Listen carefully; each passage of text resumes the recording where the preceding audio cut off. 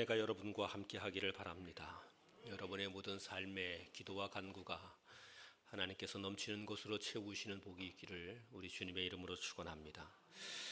2023년 올해 우리 교회의 표어는 날개를 펴고 높이 비상하라 하는 주제의 말씀입니다.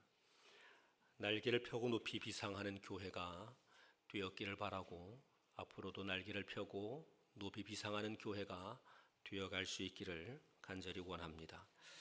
하나님께서 우리에게 허락하신 은혜의 날개를 가만히 접어두어서는 안 될 것입니다. 그 날개를 활짝 펼치고 우리 하나님의 거룩한 꿈과 비전을 이루어낼 수 있어야 할 것입니다. 소년이 넘어지고 장정이 자빠져도 여호와를 앙망하는 자에게 새 힘을 주시는 그 하나님을 통하여서 우리와 우리의 삶 가운데 하나님이 허락하시는 높이 비상함의 축복이 늘 넘쳐나게 되기를 우리 주님의 이름으로 축원합니다. 우리는 이런 말을 자주 합니다. 하나님께서 하셨습니다 라는 말입니다. 어떤 큰 일을 이루고 나서 그 모든 것을 이루신 분이 하나님이시라고 고백하고 그 하나님께 감사와 찬송을 드리는 일입니다. 그런데 가끔은 이런 고백이 어떤 사람들에 의하면 그릇된 방식으로 왜곡되어 지는 경우들이 있곤 합니다. 자기들이 온갖 술수와 못된 짓을 해가며 일해놓고 그것으로 이루어진 어떤 성과들 가운데 하나님이 하셨습니다 이렇게 말하는 것입니다. 이런 것들은 하나님이 하셨다는 참된 고백이기보다는 가증함이라고 말하지 않을 수 없고, 그것은 감사나 찬양이기보다는 하나님을 모욕하는 말이 아닐 수 없습니다. 물론 우리의 삶에서 이루어지는 모든 것들이 하나님께서 하시는 일입니다. 그래서 우리는 우리의 모든 것이 하나님이 하셨다고 말할 수 있어야 하고 또 그렇게 말하게 되기도 합니다. 하나님이 하셨다는 말을 하게 될 때에는 많은 의미들이 있습니다.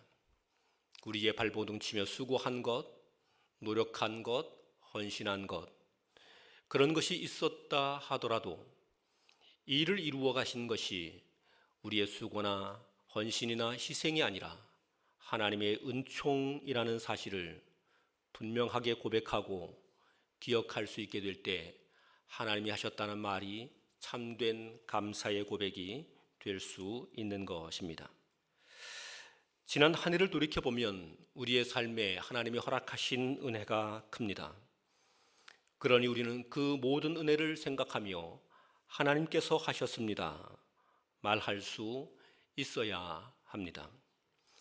본문 26절과 27절은 이렇게 기록합니다. 너희는 눈을 높이 들어 누가 이 모든 것을 창조하였나 보라. 주께서는 수효대로 만상을 이끌어내시고 그들의 모든 이름을 부르시나니 그의 권세가 크고 그의 능력이 강함으로 하나도 빠짐이 없느니라. 야곱아 어찌하여 내가 말하며 이스라엘아 내가 이르기를 내 길은 여호와께 숨겨졌으며 내 송자는 내 하나님에게서 벗어난다 하느냐. 여기에 소개된 이 본문의 말씀은 하나님께서 이스라엘 백성들에 대하여 탄식하시는 말씀입니다.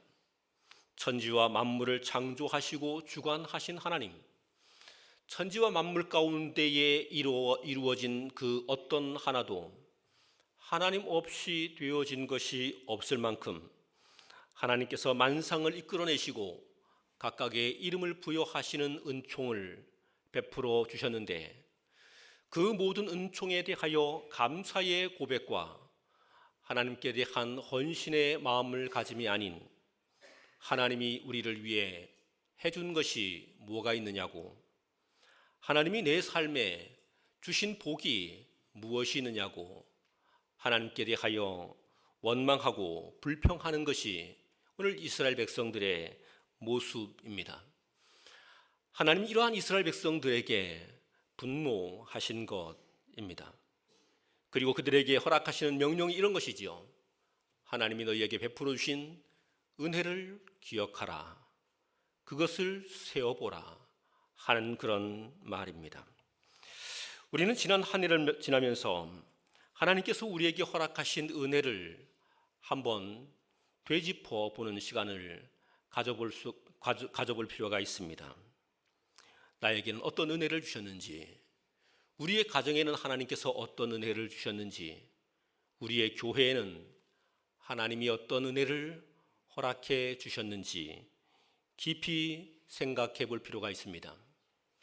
그리고 그 은혜 앞에 하나님께서 하셨습니다, 이렇게 말하며 고백하며 찬양할 수 있는 그런 사람이 되고 있는지도 한번 돌아볼 필요가 있습니다. 삶의 많은 순간 하나님은 우리에게 개입하셨습니다.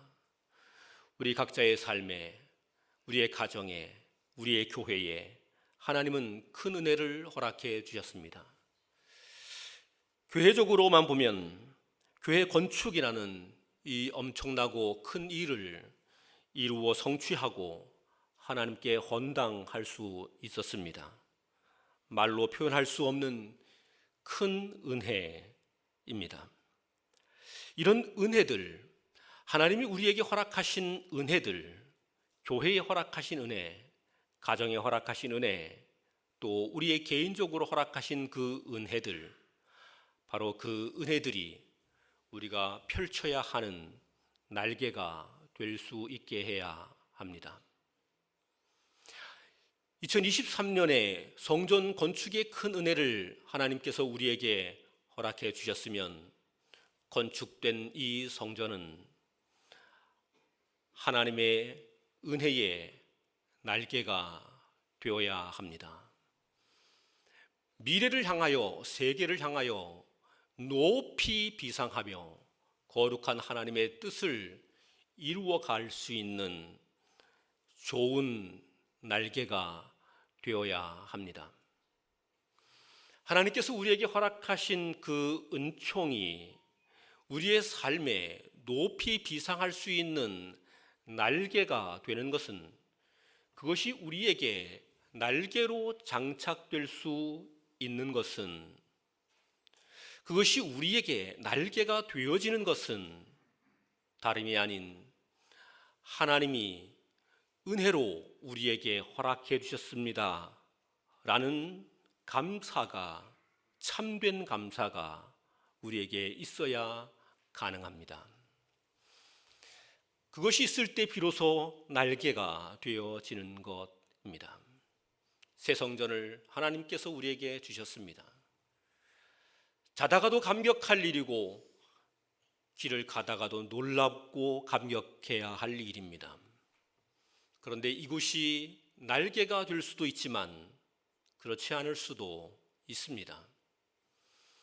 우리가 이곳에서 하나님이 우리를 위해 무엇을 하셨습니까? 라고 원망하고 또 불평하게 되면 이것은 날개가 되지 않을 것입니다. 아니, 우리가 빠져 죽을 늪이 되어버리고 말 것입니다.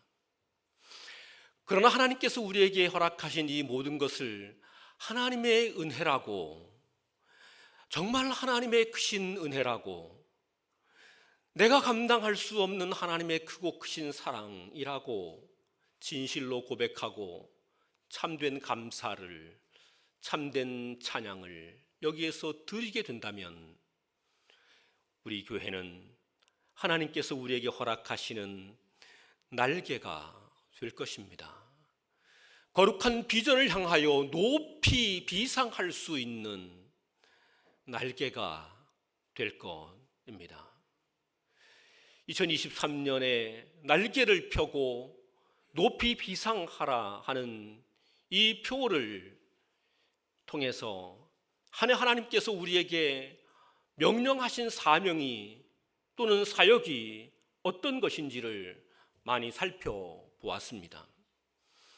그런 일을 이루어 갈 수 있는 날개, 그런 역사를 감당할 수 있는 큰 그릇, 그런 역사를 이루어내는 파워, 그것이 되게 하려면, 이 성전이 바로 그것이 되게 하려면 이 성전은 하나님이 모든 것을 하셨습니다.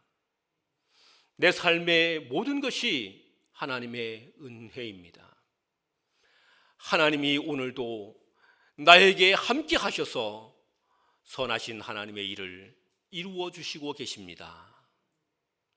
이렇게 진실로 고백하여 감사할 때, 그때 성전은 날개가 될 것입니다. 여러분의 직장이 여러분에게 날개가 될 것입니다. 여러분의 가정이 여러분에게 날개가 될 것입니다. 그러나 안타깝게도 이스라엘 백성들은 그러하지 못했습니다. 그들이 원망하고 불평했습니다. 하나님이 그들을 향하여 꾸짖습니다. 하나님께서 전능하신 하나님이라고, 하나님께서 능력이 많으신 하나님이시라고 이야기하시기를 시작했습니다. 28절, 29절 이렇게 이야기합니다.